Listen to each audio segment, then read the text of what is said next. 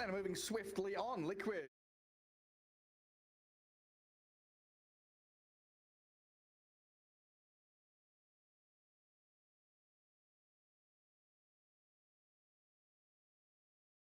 Going into this, expectations are Nigma's going to take it, but Goonsquad, they're no slouches. It's got some stellar players on their squad. Yeah, for sure. It's kind of that mix of ex-Alliance and ex-Chicken fighters. Yeah. This is, I mean, it's a decent squad, but it's hard to say. I think I'm definitely the most excited to see Nigma play. Of course, they haven't played with Miracle for like 2 months now. I think he had to stand out for the Genting tournament. They had Dreamer Cell instead standing in for them, so they didn't have the best results in that tournament, but I don't think we can really judge them for it. You know, you're playing without Miracle. It's a miracle. Yeah, this is a big key part of their team. So this is hype. This is really hype. I think everyone loves Nigma. They single-handedly massively brought up the viewer count of Div 2 Dota while playing down there. 5 seconds remaining. Yeah, they absolutely did. Yeah, now going up into that Div 1. And Goonsquad going the other way, right? They were 7th place in Div 1, now dropping down to Div 2. So, yeah, but by the numbers, just looking at standings, they are kind of on even footing in that Div 1, Div 2 repositioning slot. But yeah, I think Nigma, the upper hand in terms of player quality, team quality, and Kuroki as his captain, always going to be someone that you fear drafting up against. As we do get our first opening picks and bans, DP and Nigma, Tusk and Primal Beast, with a Chen into Undying. 5 seconds All right, I'm down for it. I think Nigma Galaxy are a team that quite value these strong supports off the back, or off the start of their draft. You could probably see them picking some Enchantress, some Undying. We might see the Kuroki Chen come out as well. I like it a lot. I think Goonsquad taking Chen also makes sense. I mean, this hero is so contested. It's so dumb in the hands of any good team. We're just going to see this Chen be an absolute bully in the lane. We saw teams like Liquid trying to deal with it by blocking the small and medium camp. That could easily be an option here for Nigma to try and win their lanes. But going into that mid game, he has that mech, he has that burst heal. It becomes so hard to try and kill someone. Like, they have a Bat Rider here. They could easily stump like a lasso initiation. Yeah. With this Chen, and then this Faceless Void counter initiation, fantastic. I really like this as a counter pick to both Undying and Bat Rider. And the fact that Chen gives you options, like what he does in lane, you think of other heroes that do it, the Warlock, keeping people sustained, you're not committing to that long cooldown ulti to team fight, you're much faster at farming, so like you say, that mech comes much quicker, and then you're contesting enemy jungle, you're getting in these kind of weird spots on the map where you're behind enemy lines, you're scouting, you're farming, you're doing so much at the same time, while also being a hero that you don't mind dying. You know, you're still at position 5. You're like, yeah, whatever. You ganked me in your own jungle. Nice. My cores are farming side lanes. I'm out here forcing you to react to what I'm doing. And you pair it up with a Void, and you're just like, right, that lane is secured. He's got Time Walk. He's got Heal. There's nothing going to stop that Void from hitting creeps. There's so many upsides to both supports that the teams have picked. I love Chen. I love how aggressively he can farm the enemy jungle. I love what you're saying. I love just how effective he is at turning fights around. And I love Undying. We saw last game alone how effective it was being able to put that tombstone down and just push and just control an area, and it makes it so hard to fight into them. And the lane went so nicely for them as well. Like, Undying is such a strong lane winner. I think Chen can definitely be played around a little bit more. Undying usually forces some like shenanigans where you have to pull the waves and things like that. He really forces the kind of 1v1s in lane, right? You never want to be like a 2v2 getting double decayed, being run at by whoever the offlaner is. Oh my god. Classic. A GHIO for yeah. us? We're blessed. This is a hero that fell off like so hard. Obviously you have a connoisseur of the hero on this team, but he definitely fell out of favor. I'm not honestly sure why. Maybe a little nerf here and there, maybe just the prevalence of the amount of team fight with Enigmas and Mars and all this stuff that makes it hard for an IO to play. I think that's what it's felt like, right? With heroes like, you know, Venge and whoever else having stuns, having the ability to roam around and gank feels incredibly good. And I don't know, you're kind of pigeonholing yourself in a draft now where your cores need team fight, they need stuns to be able to play. But I do like the AA ban, I've got to say. Double heal supports on Nigma. You know, maybe add, I don't know, a Dawnbreaker in here as well. You got like triple heals. Alright, and let's then relax. Chen with your hand of God. Good luck with that. I would love to see some stuns. You're kind of right on the money there. I know I've seen some IO drafts fail in the past, and the teams commented and just said, you know, this wasn't. We kind of lacked the ability to make plays as a result. Because Undying wants to sit behind a core. Obviously, he wants to kind of get into the thick of it as well. Use his tombstone, run in with his ult. But at the same time, he's not on Marcy. He's not going to rebound off someone and make a kill for you on mid. Io wants to sit behind the carry and help them power farm. He wants to save people. There's a lot of positioning going on here. I don't see anyone on Nigma's lineup right now that enjoys being the first one to jump. Yeah. I know I've been caught out by this before, and I'm not going to fall into the same trap again. You know, we've had plenty of drafts where Nigma have legit picked no stuns, and they've won games just through raw damage and being able to chase people on the correct area of the map and finding their spots, finding those Roshans and towers. And I know that he said in interviews as well, being questioned, you know, how did you feel that draft went? You picked no stuns, and he's just like, there's more than one play to play Dota 2. There's more that you don't necessarily need stuns, you don't need team fight, you don't need this. As long as we can find our rhythm and groove, that's much more important than just having X and Y in a draft. I think we can see that for sure with that Beast pick. It's not necessarily the best hero to deal with these. Like, I see a puck and I'm thinking, okay, you need to address this puck. Beast doesn't really. Obviously the stun is nice, but it's very hard to get off against a puck who's so elusive and gives you half a second, if that, to kind of react to his jump in. Beast, the wind up on Raw is quite long. It's usually very difficult to get a good Raw off on puck unless he's overcommitting into a fight. So it's not the most reliable. So they're definitely forcing their idea of how they want to play the game. I will just talk about Goonsquad for a little bit here. I definitely love what they're doing. I think it's much more simple and easy to execute than Nigma's draft right now. You have a very clear objective of, we're going to Chrono, we're going to use kisses. We have a lot of like even outside of that, we have Dream Coil into kisses, we have damage, we have ways to team fight. We can always take a fight. That's what Goonsquad's lineup tells me. 5 seconds. And then with the Chen, after the back of a team fight victory, they've got the push as well. So they've got the ability to go for objectives if they do get those big ultis used correctly. Yeah, very, very different directives of these teams, right? You know, talking about Kuroki and his idea of how he wants to play the game, and Hanskin here looking very firmly towards team fight dominance.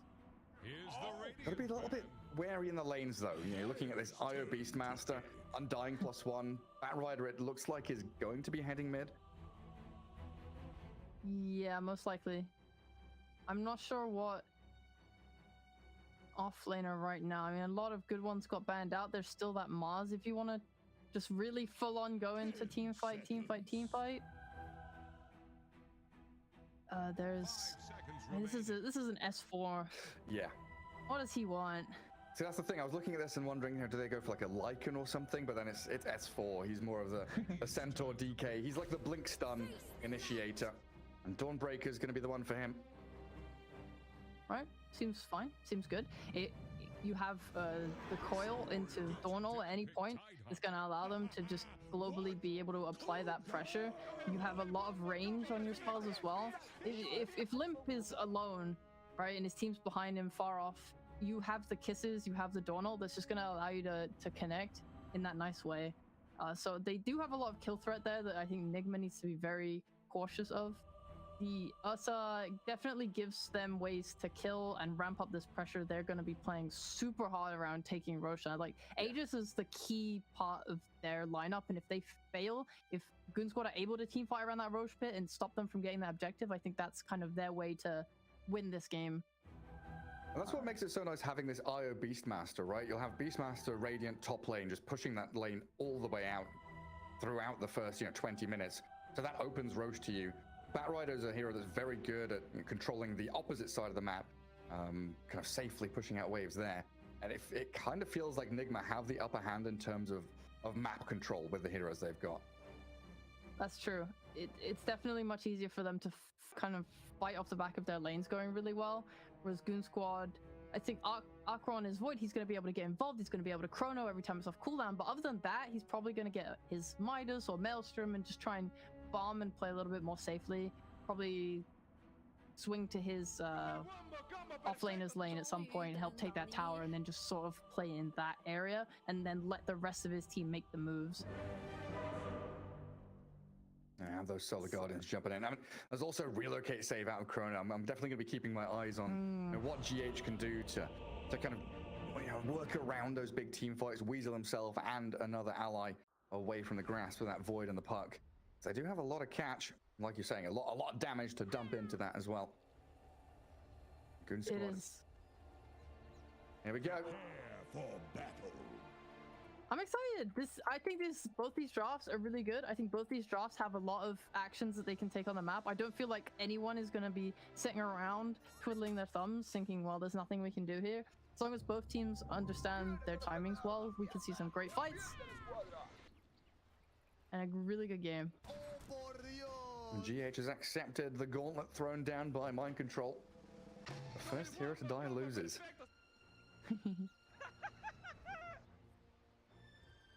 Look at MC starting with Wild Axes level 1.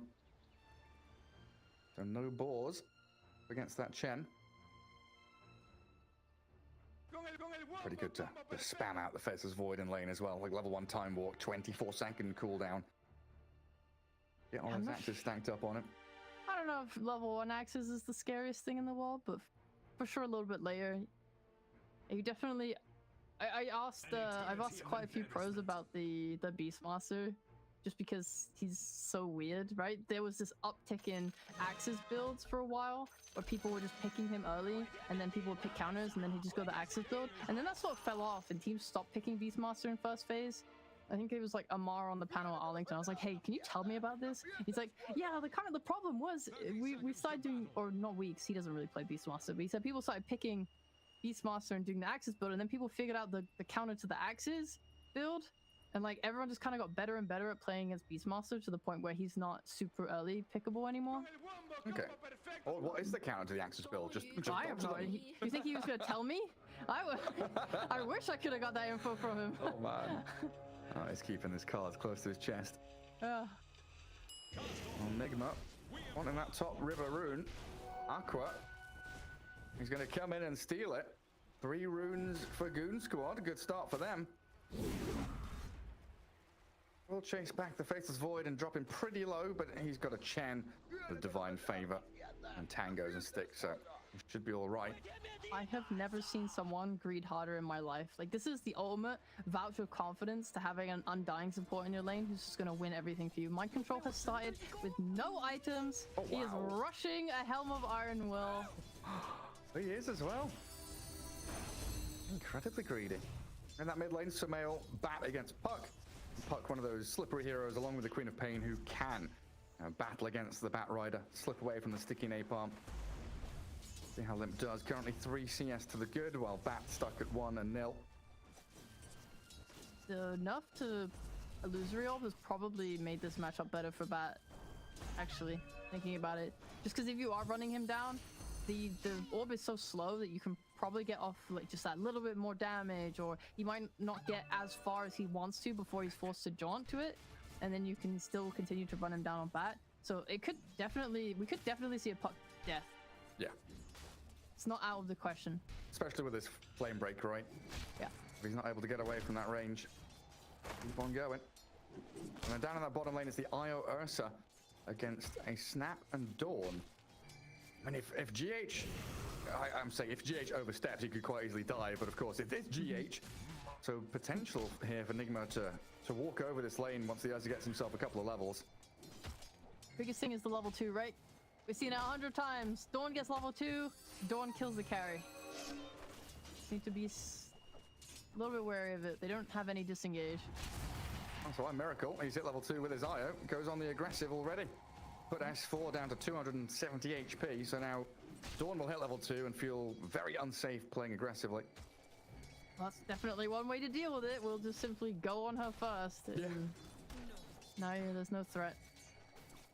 How's she going to fight back? Yeah. They're not even bringing salves to this lane, so any wear down is really, really effective for this lane, for the Ursa. Just looking back up top, MC does have that helm already, and he's, I think, just going to go straight Into the Helm of the Dominator. He's going to have it incredibly quickly. I mean, what are we going to be looking at? It's going to be like a 4.5, 5 minute Helm of the Dominator. That's going to be incredibly nasty. I don't know how to do maths. And the recipe's mega expensive. It's 900 gold. Oh, that's true. We'll get there though, very quickly. Yeah, they only do physical damage in this lane. I mean, the time lock does magic damage, but you're not hitting fast enough, and the low levels the chance is quite low. So that's definitely not the where most of your damage is coming from. So this Helm Rush, very effective. They're going to be aiming for level 5 on Beastmaster, and then you just double up the boars, and they're so strong, it's very hard for Goonsquad to lane top at that point. Yeah, because this is a sustain lane, trying to keep Aqua's Void alive. Time walk, time dilation, getting out of the grasps of Kuro and MC. But it also means Chen has had to stick in the lane. Like, Pexu hasn't been able to go, jungle, stag, get any nice creeps. This Frost Mage will be decent, just to give that bonus, a little bit of armor, tankiness to Aqua. He's always being pummeled by the Undying. Yeah, they did a nice thing with their Chen. So first of all, Nigma did not block the camps. I think they might have blocked the small camp, but he's unblocked at this point. And the second is putting this cliff ward up. It allows him to see the medium camp without having to go and go on the high ground to get the creep. Doesn't have to walk up there, yeah. Oh, he's got the mana burn creep now. Right. Some less, fewer decays, fewer wild axes. Was going to be irritating. Oh, he's actually maxing the roll. I thought he was going to get it at level 1. I guess you don't want to get the balls into the Chen. S4 went on Miracle. It's low HP Ursa though, healed up by the IO. Considering the turnaround fight. Hanskin does have a cookie to play around with here, and S4 just charges straight towards him. Gonna try and just launch the Scatter Blast down the Celestial Hammer, but no cookie from Hanskin. Means no kill on Miracle. Alright. Goonsquad spending a lot of their resources. Not ideal when you've got this IO just being able to heal and sustain through everything. I'm actually quite surprised that Mind Control is not skilling the boars, because I understand that Chen can steal the boars and it's really griefing and you don't want to do that. But I've seen a lot of they skill it up but they don't use it in lane, and then they use them to farm. Because this Axes is okay, but you're not farming. It's hard to farm with them when you're not getting mana, right? You need like a soul ring and stuff to be able to sustain them. Especially look at him now. He's skilling his axes, but he's not even able to use them in the lane just because of this mana burn creep. It's like a dead point. Yeah, and he's put 2 points on them as well, so it's really doesn't feel that good. At least with the boars, if the lane becomes hard or whatever, as it comes, you get your helm. You have these strong boars plus the creep to push the tower, right? It's like the theory of don't go boars because of Chen steal is not super applicable here, because he's still going for a helm. Man, it's, really, it's like really only for the first like 2 or 3 minutes. And Tombstone gonna get focused down. Aqua aiming Kuroki now. And get these bashes on him and finally lands one, and that's Kuro dead. First blood for Aqua, and maybe another one. They've got the penitence for that bonus attack speed, giving even more bashes to the Faceless Void. Just dive under tower, get himself a double kill. That was hella nice. The armor did nothing. He's got his helm now. You're playing into a Chen. Yeah, but where are your boars? Yeah. And Sumail, he got forced out of that mid lane, had to walk back to base, TP'd there, and tried to go for top bounties. But 2 bounty runes were waiting for Limp, as that now allows him to shift down to bottom. TP. Rotation time. Nice ward. That's really sad for Limp. He committed a whole TP to that. Now he has to walk back to mid. Sumail's having a very nice time right now. Yeah, winning on the CS. Well, 11 denies, even gets the active rune, the DD in the bottle. And now Puck with no TP, you know that Limp isn't going to be rotating in the next minute or so. So a lot of freedom to the side lanes of Nigma. Keep the pressure up. Aqua taking so much damage from that. Just a decay. And the push can finally begin for Nigma. You know what? At least we can say that by dying, he got all his mana back. And he was able to come to lane and use his axes. Yeah, you know, right, but he's got a 3rd point in it now as well. Yeah. So he's really committing to these axes. Oh wow, Aqua's committing the complete opposite way. I thought into Axis he might be maxing his jump, but he only has 1 point in it. He's going all in on time lock. They really want to kill. Yeah, I mean, I guess with the penitence, they do have a lot of attack speed, but losing a lot of his HP. Aqua just gonna have to sit behind his tower, which treads, Orb of Corrosion, no real regen item for him.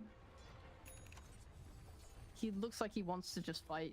Look at all of his items. He's gone treads, he's gone this Wraith Band, all these small skirmishing items. Usually you might see a Faceless Void go something like a Mask of Madness and then just focus on trying to go to the jungle as soon as you have to, but he really wanted to win this lane. MC has stolen the mana burn creep, and you can see his Pexu trying to chase it to steal it, but down in the bottom river, they've got the kill on Hansken, thanks to the DD of Sumail. And Limp, expending the coil defensively, did have an arcane rune when he used it, so it's not too bad. But a little bit back for Nigma there in that mid lane. And Void just doesn't have a lane anymore. He's sat sub 200 HP for the past minute and a half or so, trying to get whatever last hits he can. And Kuro and MC just come back, batter into the tier 1 tower, throw the tombstone down. Chen grabs his creep back, trying to focus Tomb here, but Kuro has the soul up to heal it, and Pexu's dead. Aqua, level 6 ready, so he does have the chrono, and Limp's rotation aiming for Kuro. Sumail's gonna match it, comes up top, helps out his buddies, keep that push on the tier 1 rolling. How big brain is this man? He goes the helm just to take the mana burn creep, just so he can spam the axes and finally win the lane. It all makes sense now. And everything it's all slotting together. I understand now. I'm sorry for doubting you, Mind Control. Perfection. Way too smart. And I just want to say again, Limp has tried to make a rotation that has been stopped. This is your second in a row now. Yeah, I'm just gonna throw the chrono on Mind Control at this point. Try and burst him down with the puck spells coming in. It's reasonably tanky on the Beastmaster, but I'll finally relieve some of that pressure. Good, you're finally getting a successful move out of your puck. Makes you feel happy. It's a shame he didn't get the last hit though. At the very least, him making these moves gives space to Hansken to go mid and get his levels, and then you're able to just combo that kisses with coil and what have you, and just give them more ways to make plays. There's a lot of room for this Ursa now though. Battle Fury being lined up for Miracle. Given a complete free lane bottom as S4 and Hansken have started to break this laning stage down and think about coming in to defend mid, coming into top. S4 can stay down here. He's got Solar Guardian to join fights when need be. But Nigma, they're starting this bulldozer move. 4 heroes at top, Centaur creep for Beastmaster, force Aqua out of lane. And they're going to quickly go from a tier 1 top into top jungle, into mid tier 1 as well. This is really where it's going to test the metal of Goonsquad. Can they land their spells? Can they do the damage they need to? With the coil and the Solar Guardian coming in with a chain stun, they kill the bat. And they will do just that. Kiss is now launched in towards Kuroki. Undying has the sword up to heal himself, and the catapult still flipping onto that tier 1, but Goonsquad, they fight back perfectly, finding not 1, not 2, but 3 kills in this top lane. Hell yeah, what a good setup. And this is the result of them getting these levels. They just have every tool needed. This is so easy for them to team fight. You can never commit a lot of heroes into this, even without the chrono. You see, this coil, kisses, that alone is so effective. Yeah, Miracle under this tier 1 bottom trying to get a secondary tier 1. We're quite finish it off because S4 and Hansken did both come down here. But look at Nigma, right? They've got 4 heroes again in one area of the map. They are just grouping up, forcing them to deny the tower, and now start looking towards Ancients on the enemy side of the map. Look towards tier 1 mid. This is all down to what you said in the draft, right? Roshan is the key objective here for them. If they can take down tier 1s, they've got so much open map space for them to control here. They need this tier 1. It's so key. Taking top is just step 1. This is the next, and after that, honestly, they're kind of chilling. They don't need to force the bot side of the map. Just play up here. Oh, Sumail, very aggressive. He's got the IO heal, but I don't think that's going to be enough. He does get the lasso off. Now the rocket out. It will be enough to save it. Limp's Puck having to jaunt away as S4 charges forward, gets the crit, lands it on Kuro. Take down the tombstone, but Miracle's now in. Bit of back and forth here from Nigma as they poke and prod, but the Chrono is there onto the IO and the Ursa, relocating back into his own death. GH falls, and Goonsquad, a triple kill on Aqua, gonna get him an Ultra. Takes down the Ursa as they defend their mid-tier 1. The team fight. They just keep running into it. I liked the move in the Ancients. I thought that made a lot of sense because everything was still on cooldown. But at that point, the Chrono is starting to tick back up. It was like 20 seconds until it. I thought they were just gonna kind of poke at this mid tower and take it slowly, but no, they just hard commit. And Coil's not that long of a cooldown. They already had that back up. Yeah, maybe a bit of cockiness there from Sumail, not respecting the Chen Centaur creep, stunning him, and caught out by Coil and all that good stuff. But it looks like the brute force isn't gonna stop there. They're just back into mid lane, another tier 1. You know, they are losing these team fights, and it's something that Goonsquad needs to do, right? Everything has been great from them. It's absolutely necessary for them to win these team fights, and good on them for doing it. But the question is always going to be there around Roshan, around the map control of Nigma. Now all these towers are down. You know, Goonsquad aren't going to be given easy opportunities for that, you know, hardcore 5v5. I lost my mind a little bit in that last fight, though, when I think the Ire relocate canceled the lasso onto Puck and let him live. I actually wanted to die inside when I saw that. I felt so really? bad. Yeah. Sad. Unfortunate. They're just going to keep going. The cooldowns are back up. We got Donald, we got kisses. Let's go. Yeah. And back to normality for Nigma, putting Beastmaster on Undying top, but you're right. Just catch him with the coil kisses. Pair up with Limp and Hanskin and S4 there to secure another kill.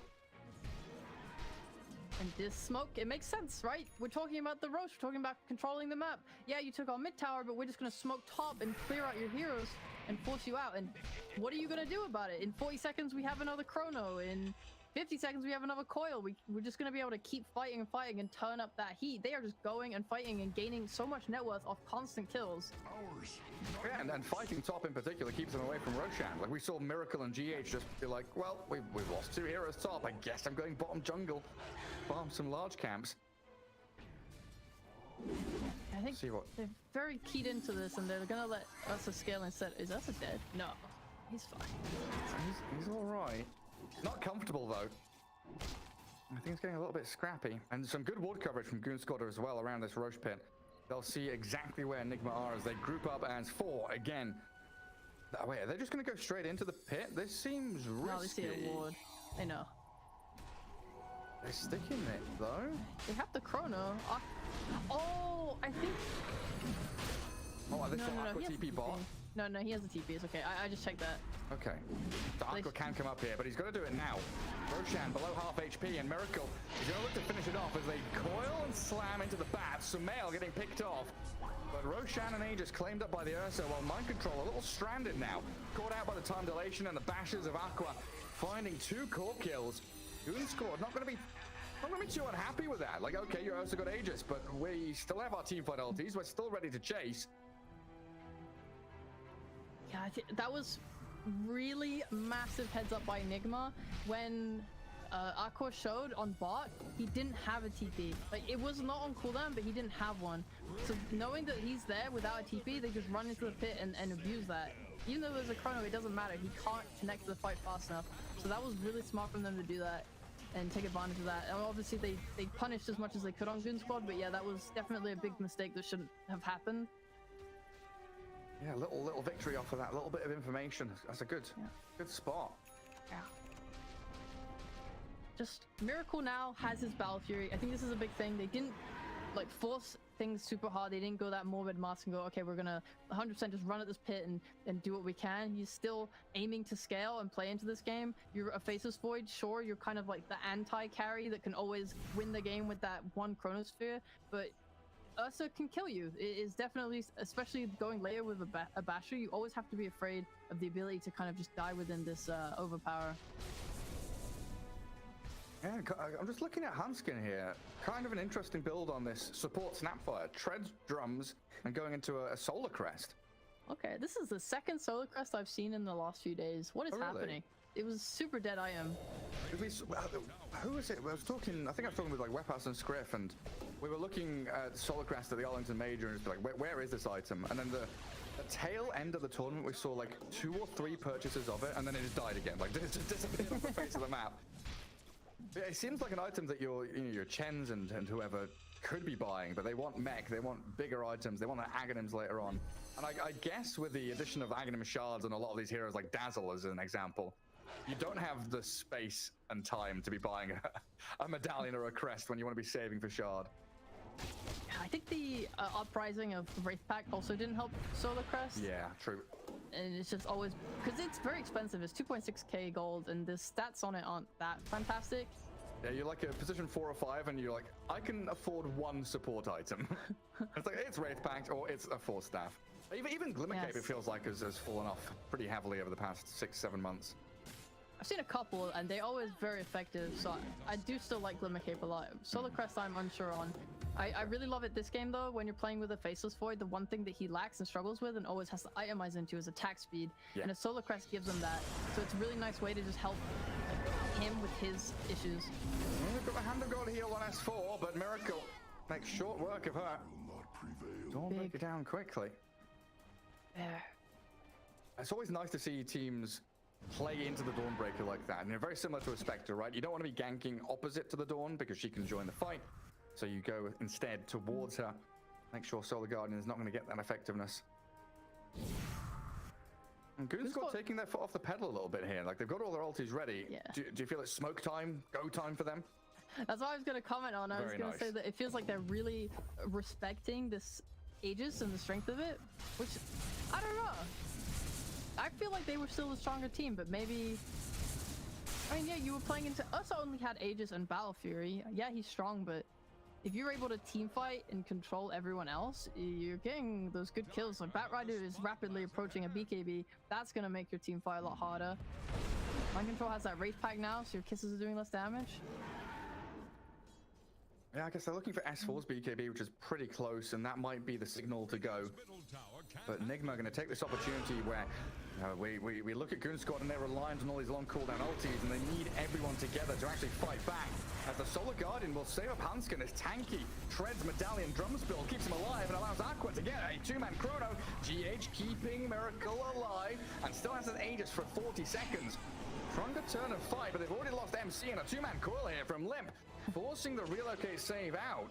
That's going to leave GH to TP back down there, and no, that was the relocate back top, wasn't it? He came down here with Miracle, so he's fine. I think you take those. I think the Aegis is now about to expire, and you're feeling good. Your spells are definitely on cooldown, so you should be a little wary. Maybe Nigma wants to smoke up with MC's respawn, but he hasn't got raw. You also have your own cooldowns to play around. But it looks like they want to try and defend this bot tower, at least, if that's just with axes or what have you. They're not going to force the issue. Yeah, they know their cooldowns are down. This is the right play. You just relax for a little bit now. Your coil will be coming back up soon. The biggest thing is that we're thinking now about the next Aegis. Goonsquad can't have what happened last time happen again, or else they might actually just lose this game. I'd like to see some more warding happening top, just more focus around this area. You have 3 minutes to relax, knowing that it can't respawn, and then yeah, it's go time. That's why Nigma are the ones trying to step forward. Smoked up with Sumail's BKB. Get a bit of vision down, and they've caught a glimpse there of S4. Lasso the Dawnbreaker back into the entire army of Nigma, but with the Hand of God and BKB, Dawnbreaker is away from them. And they're all in really good positions here. Like Chen shoving out mid-wave. He's pretty safe there. Hanskin farming bottom with Aqua hiding in the pocket down in that bottom jungle. But they will relocate in towards Pexu's Chen. Aqua, he's in with the time dilation and that rewind. Trying to get away from Sumail. Knowing there's no lasso, he is pretty safe and free to back away. But it's just Nigma bouncing from one side of the map to the other, forcing things to be a little uncomfortable for Goonsquad until they relocate back, allowing S4 and Aqua to actually strike into the heart of Nigma's ranks. Sumail BKB's up here with his Firefly going, but he needs Miracle. The damage of the bashes, he catches Aqua. The Void gets caught, and Nigma very quickly. Jumping from top to bottom, down to bot again, getting that 10x streak out of the hands of the Void. And he was 10-0 on Aqua. That's ridiculous. He's had amazing fights all game. And this Ursa Bear is very strong. I mean, you're getting a Lincoln Sphere, but no Lincolns would have helped you there anyway. Ursa just getting that back off at the right time. I mean, he's just not that tanky. Oh, what a nice fight. I mean, this is we saw Liquid doing this exact same thing in their last series. It's just pressure all over the map, running at you, and making you feel really bad. It's like Goonsquad, they had what, like 15 seconds left until Chronosphere? They obviously want to play around that, but they're feeling pressured because Nigma going on them and Nigma potentially giving them what they think that can be a good fight. You're getting blown up like that when you're 1 second away from Chronosphere. It feels terrible. Yeah, it does. I've got to say, it felt like a good move from Goonsquad when they saw, the relocate goes back up top. Nigma kind of isolated. They find a go on Kuroki, but there's just the speed at which Nigma are able to, TP back, move themselves across the map because they've opened up this map for themselves. As they jump S4, the bash comes in from Miracle. A quick and easy one there with those Fury swipes stacking up. It's just that, they are ghosts. They're hiding in the trees, waiting for that moment to TB jump. sub! Hey yo! Well, yeah, get a kill bot straight up to top. Nowhere safe, nowhere's comfortable for Goonsquad to kind of sit and get ready and prepare. But we are looking at Roshan now. He's alive with Agam Shard. And Goonsquad have all their ultis available. Just 20 seconds they have to wait for S4. That might be 20 seconds too long the way Nigma are going. Limp's low on mana as well. I'm just gonna have to give it up. Oh, this should have been the fight for Goonsquad where they really punch back at Nigma. These are the mistakes of, I don't want to be mean, but it's like these are the kind of the mistakes of a tier 2 team. Getting picked off bot, not being grouped together. You see Nigma, they're sending heroes together as a unit. They are not letting each other really get picked off anymore. Like the problems they had earlier, they're cleaning them up. They're playing sharp. The Goonsquad are taking fights when their spells are about to come off cooldown. They're splitting up and getting killed on the side lanes. You're leading up to a Roshan. It should be the one singular thing that you're planning around, and instead you're dying. Yeah, it feels like the nature of being unsettled by this Beastmaster pushing out lanes, the relocate being used as a map control tool rather than like a ganking tool. Like S4 is like, I want to clear one more wave bot. I don't want to give them a free tier 2. Then he gets caught and killed. Now I've got Ursa with Aegis for another 4 minutes. As Nigma eye up even more objectives. This Goonsquad, they had a 5k lead a couple of minutes ago, and that's all disappearing very quickly now. But when they are together, they are a strong force. Chen creeps are here, pushing tier 1. Nobody matching Nigma's movement down at bottom. Really tight, Hunter. Gonna wait. They have this ward on the cliff, hoping that someone will come and push it out. I think they've just really been abusing the fact that Goonsquad want S4 to be split pushing lanes and using that ult. You brought it up earlier. Taking the fight to this dawn has been very effective and really nice. Now the Power Ranger TP is up top. One of them cancelled theirs. Looks like Kuroki just wanted to be the first and only one to come. Soul Rip to heal his own tomb as Limp and Aqua jump in and out with the Time Walker and the Illusory Orb. Lasso's there on the Dawnbreaker though, and Beastmaster being soloed down by Aqua's Void. They've got kisses landing into the Chrono as Miracle's struggling to stick on a target. He's been stunned and disabled this entire fight, and Limp comes out with a double kill. S4 moves in now towards Miracle's Ursa. Does still have the Aegis as his first life is about to be claimed, but he turns and fights. He bashes the Void. Aqua has the Time Walk away. Still a struggle to fight into this Miracle Ursa as Limp looks to escape, and Paxu's going to get caught on the tail end of the fight. Wait, if Miracle gets a bash here, is he going to find Limp? Nah, the blink away. You do not catch a puck. You do not catch a puck. You never know. There's Miracle. He's got a Viscel Blade in 10 more seconds. The blink and bash. Oh! No, I'll die on this hill. You don't catch a puck.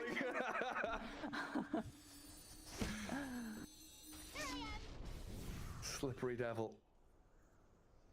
Good escape, good escape. At the end of the day, let's be real. They're still running a full team fight lineup. if Goonsquad can ever take a team fight on their terms, it will go well for them. This Ursa is clearly a massive issue, though. Yes. I think the biggest thing I noted from that team fight was just the damage sources. Like with the IO heal that came out, even though it resulted in deaths, they nearly weren't able to kill Beastmaster. And going into this later game, especially if you're playing into Miracle without his Aegis, you want to be focusing him. Like, he's your priority number one. He's the one guy killing everyone. So you need to kind of get more items on your Faceless Void. He's gone Linken's, which is quite defensive, but if you can get more damage items on him, more damage from anyone, you know, this is the kind of a primary objective, I think, for them and how they scale, because it was very concerning. Yeah, it really was. Yeah. And what did it take? It took a buyback on the IO, and that was it for Nigma to kind of swing that fight. Like, it looked a little bit dicey with a really nice Corona there from Aqua, but then as it extends out, Miracle, he's tanky, but he's also doing so much overwhelming amounts of damage. Pretty soon, if they spot it, he'll have a DD rune to take it into the next team fight. Definitely what's nice is they can just kill everyone around the Ursa and then kite him out. You're playing a Puck Faceless Void. Obviously, they picked these heroes and... sorry, I was gonna say, of course they picked Ursa into them, because if he does get his hands on them, if he can get that Abyssal off, or if there's any kind of stun, he can burst them very easily. But yeah, it is still a two-way matchup. And if they can kill the rest and jump away, like, Miracle can get kited down. Potentially. We haven't seen it yet, so I'm not sure if it's real. Yes, potential's there.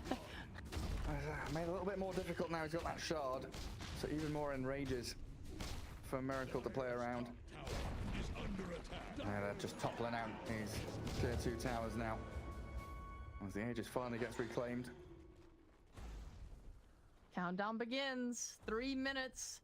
And then Roche can spawn. This time, Goonsquad. Will they contest the Roche bait? Well, they've got all the green lights now, so it feels like they want a team fight now and for the Roshan in 3 minutes. Yes. I think the worst thing that could happen for them is that in around 2 minutes time, Nigma force a fight where they have to use Chrono and stuff, and it makes their Roche fight then really hard. Still trying to chip away at this tier 2 bottom. Definitely got the fear, though, that they're being chased and spotted. Sumail will be there with a lasso after Hanscan. And Miracle continuing his streak. The Hawk Vision does spot a TP out, and it saw Chen trying to get himself away. Successful retreat from the rest of Goonsquad. It's got to be so scary, though, when you you see one Nigma hero and you know, like, you 100% know there's 4 behind him. You're like, oh my god, please. Just like screaming, running down the lane. Get me out of here! Help me! Arcane Rune, not bad. So Male, glad to get his hands on that. Octarine also fully completed for your Batrider. The faceless damage item of choice appears to be a butterfly. Definitely kind of a risky item. I think the item's always been this big dice roll of if the enemy is farming better than you or ahead in any way, or if you reveal that you're buying it, the enemy will just get an MKB and match that timing. Click a Miracle. He knows. Yes, like you've not even shown a component yet, have you? No. No. That's not. Miracle's already preempting. So big brain. He just feels it. It's like this faceless void is gonna try and buy a butterfly to deal with me. He thinks I won't. Yeah, because he thinks I won't buy an FKB, but I will. It's coming. And great spot to be in as the Radiant as well now into enemy triangle with the tier 2 bottom still to be taken. So now you're forcing Goonsquad to either mirror your movements and play top jungle into top lane, or try and match your movements to fight into bottom lane. Like Goonsquad right now, there's so much redundancy and wasted time with 5 heroes just sitting in their base. Nigma have free reign on the rest of the map. They'll just TP top, and it doesn't matter, because even if Goonsquad smoke up, which they have, and look for that fight, you're just going to be able to reel it in. Also, this I think this MKB makes a lot of sense because the Dawn S4 showed that he's buying a halberd, And if he wanted to go into an Ags as well. Ooh. Ooh. Oh, Chrono Kisses and Solar Guardian onto Miracle. Dead before he can enrage or BKB. Very nice. Aqua with a double kill up top. And a minute and a half left on that timer for Roshan, which perfectly coincides with the Chrono cooldown. Ah, silly me talking about them relocating to a fight. What if Goonsquad just takes the fight to the Ursa? What an amazing catch and find having that invis. And he's got the butterfly finish now. And this is a pretty good timing, actually. Ursa is not close to having an MKB finish, especially if he wants to keep buyback. Because you might have to expend that around a Roche fight. Yeah, and Goonsquad still keep that coil ready. Kisses in about 70 seconds. Maybe lacking a bit of damage if they want to go for another move. So it's primarily about Goonsquad getting this control around the pit again. Get the ward coverage you need. Nigma going for a smoke from bottom lane though. Where are they going? For a wrap around. Scout into mid. Limp has Lincoln's. Difficult hero to grab. But you do have the psychic headband though. Try and get in onto Limp. The rest of Goonsquad are here though. They're ready to battle back. Oh, you can't pop the Lincolns with psychic headband, can you? No. It just pushes him. I think nothing pops anymore. Now they got rid of Fake Grenade. Oh, that's upsetting. Yeah. Samel tried it though. Yeah. Do it. And they jump in. Force the BKB and the Tombstone. Goonsquad toying with Nigma. But Roshan is just respawning now. Huge. They have no chrono for this Roche. 30 seconds. Trying to scout it with the orb. Miracle. He's nearly got it done. S4 trying to get himself in the pin, but mind control. He's going to get demolished here by the Starbreaker, and Aqua's in, snatches the Aegis. The Faceless Void grabs it under the nose of Nigma. Miracle is already enraged and BKB, getting into the back lines, but Aqua just chasing down GH. The Faceless Void aiming the two healing supports to zone them away. Gets the kill on GH, and S4, he is roared. Stop the Starbreaker, mind control, allowing Miracle to chain stun the Dawnbreaker and get the damage he needed in. The turnaround from Aqua though with a chrono, gets it onto the IO and the Ursa, and down they go.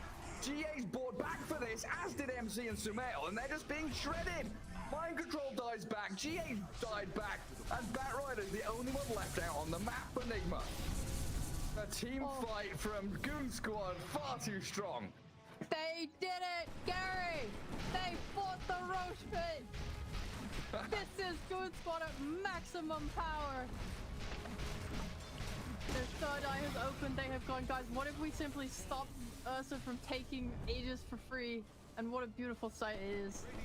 And what if we can now just go high ground? I do think that would be pretty nice. It would be. They've got Chen creeps. He's got himself the shard, so the granite golems there.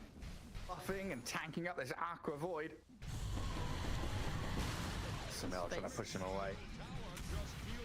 I think a lot of teams are really struggling with Faceless Void as a hero. I think Sonic's also really struggled with it. Their two losses to Nouns in the upper bracket final was also to two Faceless Voids. This hero seems really difficult. Like Aqua being able to threaten BKBs on Batrider and Tombstones just by jumping in, like this shard. So little gold for such impact. Being able to just pressure and give vision and do it also safely, it seems really powerful. Yeah, right, like it was 10 minutes ago or so when Nigma smoked into, Miracle? Miracle's hungry. I see some freebie on the Chen.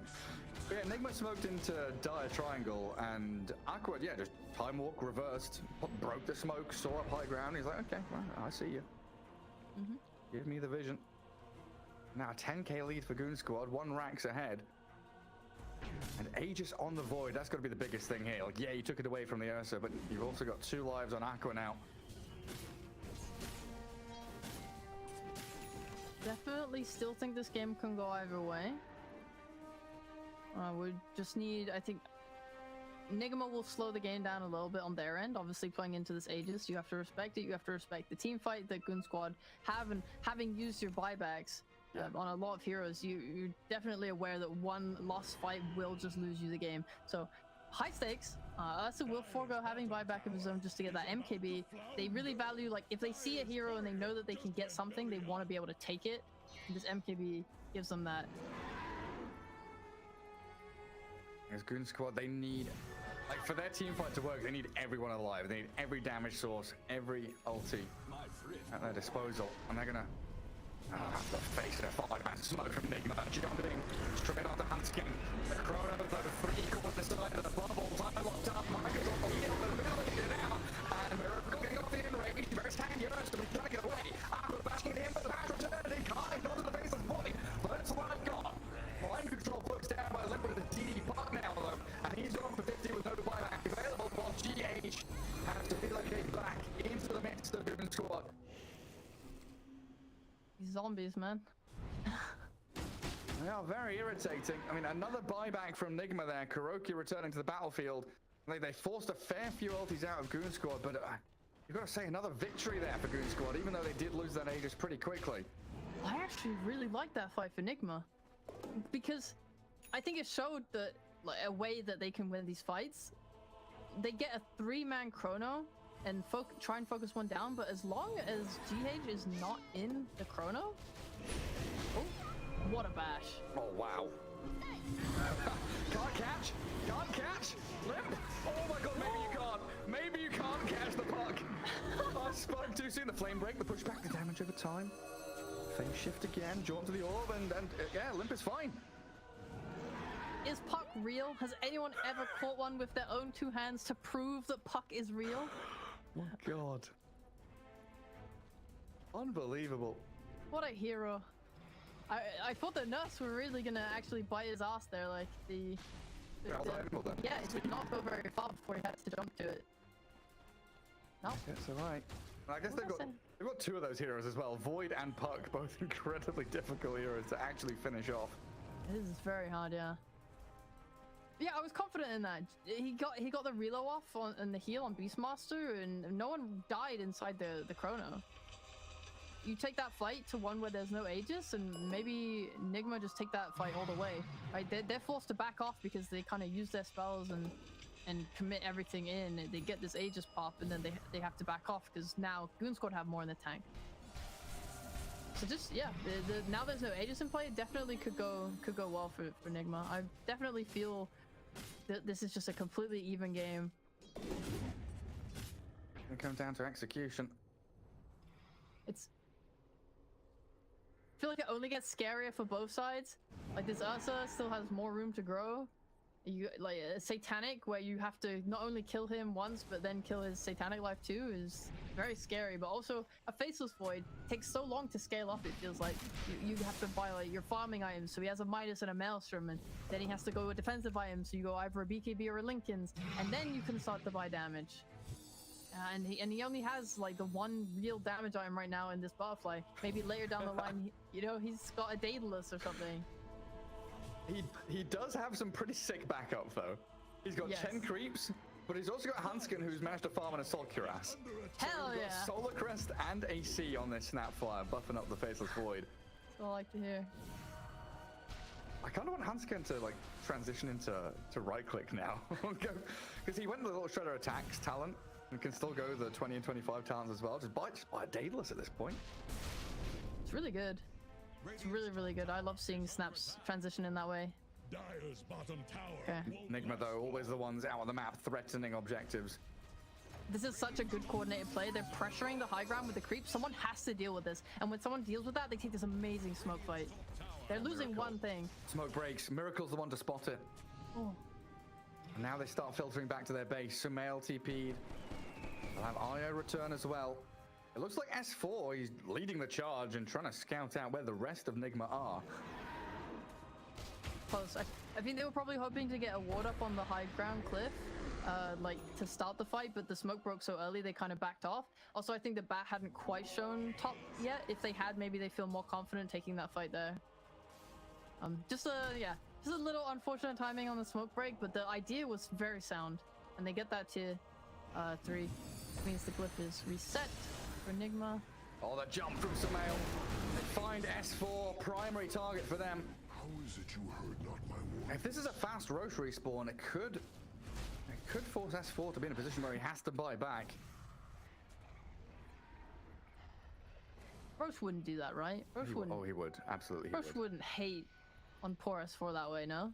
Roche hates anyone. No! Roche hates him! Roche... Horrible, horrible creature. Who's gonna scout it? Where are your Chen creeps? Where are your hawks from Beastmaster? Everybody Everyone's go on. looking at it. Boar in the pit. The BKB's up for Miracle, but he's chronoed now, and they take down GH quickly. Miracle, this is Roche respawn time, and you're dying in the mid lane. They've got 2 buybacks, but Goonsquad, yeah, they have to. They have to use them. They know how important this Roshan is. Oh my god. The Hawk scouts it. 20 seconds for S4. He might have to press his button as well. Alright, both teams know this Roche is up. Tensions are high. Nigma make the first step as always. Oh, Gracious Goonsquad, are you just boy. going to give this up? Where is he? He's down bottom. He's farming Ancients. I mean, that's just a freebie for Nigma now. Okay, they bought back with Miracle and GH, but having Aegis makes up for that fact, and you've got Aghanim's Refresher over on this Mind Control Beastmaster as Limp. Oh, they're trying to catch back up this bat, but the Ursa's in the back. The Hand of God and the Solar Guardian healing up Pexu, and they disarm the bear. Can't hit back into anyone, but a Rillikin out by GH gives them the space they need. A takedown on Pexu with Sumail, focused by Limp. Kuroki down, and Mind Control falling. Goonsquad, another victory. They'll chase GH as well. The IO does get a bit of distance, but back into Hanskin's waiting arms. And a spotted Miracle. Oh, a chrono. Aqua just needs another time walk forward. No, he'll just throw the chrono in there. Yeah, you've enraged yourself, but quickly surrounded by Goonsquad heroes. The horde of dire heroes here to take down the bear, and Miracle. First life gone. Careful, you got 8 stacks on you. Misses the cookie. Miracle, BKB's up. I do have to be careful of the turnaround potential here, and the catch from the stuns of Aqua. We'll take down Miracle one more time. No way the bear can fight back. And the map is in a pretty good spot. S4's pushed down mid. Bottom tier 2's open for them. And Goonsquad in a great spot to take game 1. Radiant's middle tower I thought that fight would go differently, but for a completely different reason. I was so excited. I looked at Aqua. He had bought a refresher and used it, and was quickly running to his team to connect to take a fight. I thought that fight would get turned around by the refresher, but I mean, they took an amazing fight even without the chrono. It's just a little bit overextension by Nigma. Goonsquad able to kind of get themselves in there and just split the team apart and not really let them take the fight on their own terms. And yeah, getting that double Ursa kill, I mean, that was nice, nicely done. Yeah. Oh, superb. Goonsquad out with DD Void up on the high ground. Sumail, he's in there, pops the link and drags the Void back in towards MC, and another lasso. Moves back in, but Aqua, he's raw, he's not dying. They've got Solar Guardian to heal him up now. He is unkillable on this Void, jumping back towards tier 4s, as they've killed off another couple of Nigma heroes. Mind Control will buy back. But I don't see what they can do at this point. The coil, Dizzy BKB, oh, so nice. It was a really cool idea though to refresh your coil, to refresh your lasso and try and drag him into fountain. He tried his hardest. Sumail now getting bashed up. They pop the cheese to heal him, but it's not enough. Everybody dying here on the side of Nigma, and Goonsquad lining up a game 1 victory. Oh, what a great game. I love that game. The team fights were so fun to watch. I really loved how both teams were navigating these fights, trying to play around like lots of pickoffs on the